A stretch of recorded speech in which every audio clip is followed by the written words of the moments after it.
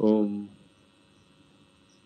ওম সদ্গুরু পঙ্কজ ভাই, আজকে আমরা আপনাকে একটা প্রশ্ন জিজ্ঞাসা করতে এসেছি, যেটা সমস্ত পাবলিকেরও জানা দরকার আছে।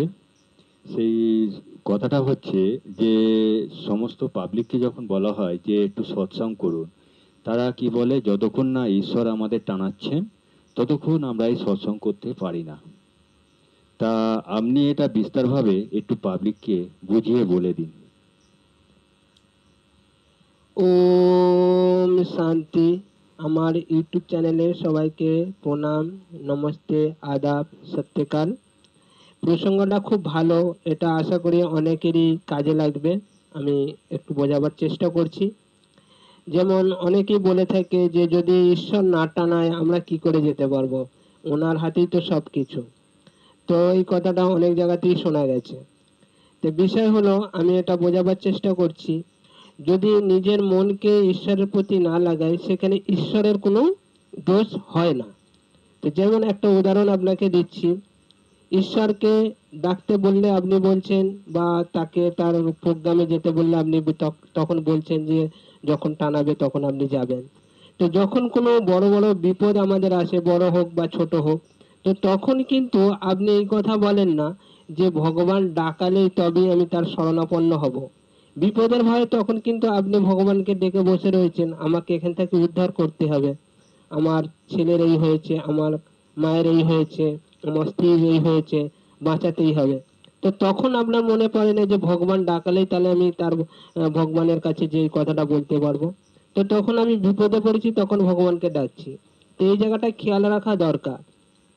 আর একটা কথা বলে রাখি, যখন দেখবেন যে গ্রামে তো অনেক স্কুল খোলা থাকে, প্রাইমারি স্কুল, হাই স্কুল খোলা থাকে। তো সেখানে বাচ্চাদের পড়াশোনা করার জন্যই খোলা থাকে। তো সেখানে যদি আমার বাচ্চা বলে থাকে যে যদি স্কুলের ইচ্ছা হয় আমাকে বাড়ি থেকে ডেকে নিয়ে যাবে তারপর আমি পড়াশোনা করব, তাহলে তার বাবা মা তাকে কি বলবে?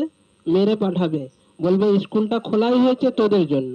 ঠিক সেরকমই যখনই আমাদের কোনো গীতার আলোচনা হোক, যে কোনো আমরা অনুষ্ঠান করি মানে ঈশ্বরীয়, তো তখন পাবলিকের জন্য এবং সাধারণ মানুষের জন্যই করা হয়।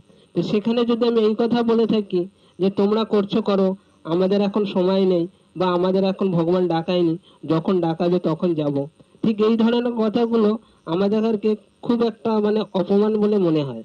তো আশা করি আপনাদের কিছু সময় হলো সেখানে যাওয়ার দরকার আছে, কারণ প্রতিটা জ্ঞানী প্রতিটা জায়গায় প্রতিটা যে বিষয়গুলো আলোচনা হয় সেখানে মানুষের লাভবানই হয়, কারণ কারো কোনো ক্ষতি করার জন্য এরকম নামধামগুলো হয়নি।